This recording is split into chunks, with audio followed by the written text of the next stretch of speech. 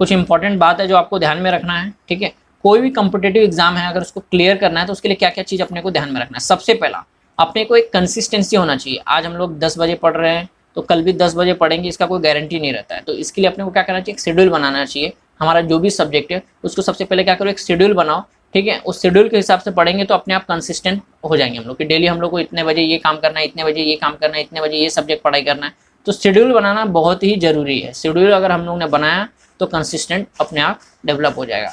Schedule are a great tool to build a consistency, ठीक है। ये हो गया पहला बात। दूसरा, जब भी हम लोग कोई कॉम्पिटिटिव एग्जाम की तैयारी करते हैं तो हम लोग क्या करते हैं, डेली का डेली टारगेट बनाते हैं। तो सबसे पहले क्या करने का, जो हम लोग जो जब भी स्टार्टिंग करते हैं तो स्टार्टिंग में अपने को छोटे छोटे गोल्स रखने चाहिए। छोटे छोटे जब हम लोग टारगेट रखेंगे तो अपने को क्या होता है, धीरे फटाफट पढ़ के खत्म हो जाता है। फिर अपने को कॉन्फिडेंस थोड़ा बढ़ता है, फिर अपने को धीरे धीरे उसको बढ़ाना चाहिए। ऐसा नहीं कि फर्स्ट डे में हम लोग ने बड़ा टारगेट रख दिया तो क्या होता है, अपने को डीमोटिवेट फील होने लगता है, तो जिसकी वजह से हम लोग छोड़ देते हैं। तो इसीलिए ये ध्यान में रखना है, don't set impossible target for day 1, ठीक है।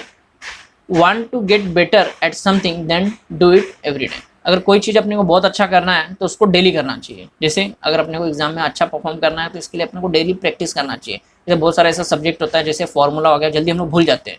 तो इसको अगर बहुत अच्छे से अपने को करना, याद रखना है तो उसको डेली डेली याद करो।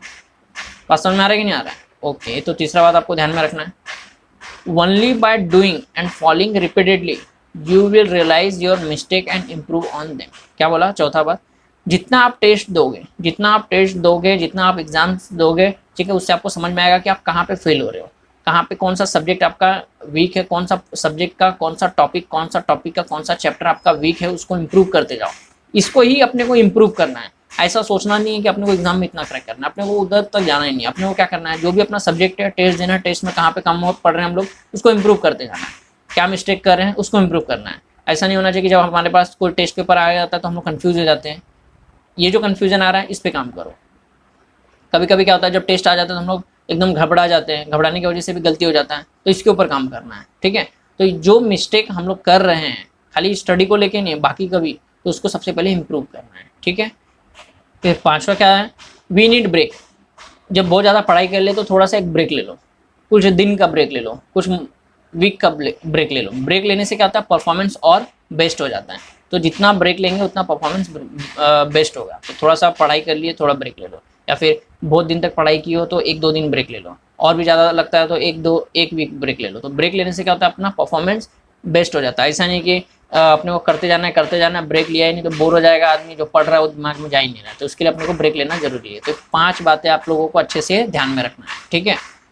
प्रिपरेशन करते टाइम हमारा एम क्या होता है, हमको सबको चाहिए गवर्नमेंट कॉलेज, ठीक है। क्या चाहिए? गवर्नमेंट कॉलेज चाहिए। अब गवर्नमेंट कॉलेज के लिए क्या चाहिए, फुल डेडिकेशन चाहिए। तो कभी कभी जब हम लोग को सिविल हॉस्पिटल में पोस्टिंग होता है, सिविल हॉस्पिटल में जब पोस्टिंग होता है तो हम लोग क्या करते हैं, वहाँ पे स्टिच लेने को मिलता है, कुछ मॉडर्न के केसेस देखने को मिलता है। तो जब ये सब केसेस देखते हैं तो हमारा जो प्रिपरेशन है, AIPGT का जो प्रिपरेशन है, वहाँ से ध्यान हट जाता है और हम लोग क्या करते हैं, वो मॉडर्न के चक्कर में लग जाते हैं। और जैसे ही हमारा 3 महीना खत्म होता है तो 3 महीने के बाद अपने को फिर रियलाइज होता है कि अपने को तो PG का प्रिपरेशन करना है, ठीक है। तो ये सब थोड़ा सा एक डिस्ट्रैक्शन हो जाता है। तो इस चीज़ को जरा आपको ध्यान रखना है। तो इसके लिए क्या करना है, इसके लिए ये सारी चीज़ें जो है आपको first year, second year, third year, fourth year में ही करना चाहिए, या फिर इसको आपको पहले ही या फिर आपका जो PG का एग्जाम है उसके बाद आपको मॉडर्न का पढ़ाई करना चाहिए। अभी जो फार्मेक हो गया, पैथो हो गया, मेडिसिन हो गया, ये सब का पढ़ाई आपको बाद में करना चाहिए या फिर पहले कर लेना चाहिए, ठीक है।